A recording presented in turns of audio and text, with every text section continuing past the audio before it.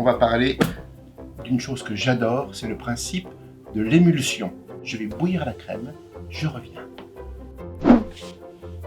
La crème est bien bouillie et on va la mélanger au chocolat en au moins 3 fois. Vous allez voir. Premier ajout et on frictionne. C'est comme une mayonnaise, sauf que la mayonnaise, on ajoute l'huile et ici on ajoute l'eau, la crème.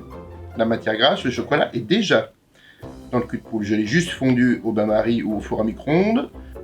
Le premier mélange, eh bien on voit qu'il est un tout petit peu granuleux parce qu'en fait il est encore gras puisque j'ai ajouté peu de crème. On continue à frictionner.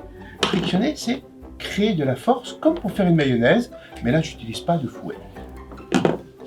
Deuxième ajout. Et là vous allez voir qu'il se passe quelque chose de parfois bizarre, de troublant, voire même ça fait peur. On a l'impression qu'on a fait une erreur. Eh bien non, c'est normal. Au deuxième ajout dans une ganache, il arrive souvent ce phénomène de séparation.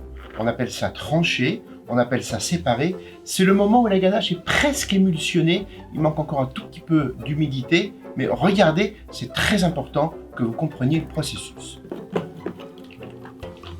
Vous voyez, j'ai rajouté un deuxième ajout.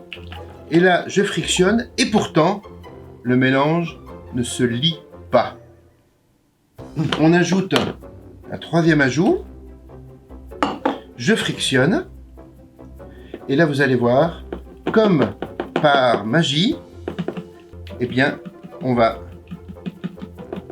atteindre le point d'émulsion et la ganache va devenir toute lisse. J'ajoute le dernier ajout. On est à 4 ajouts.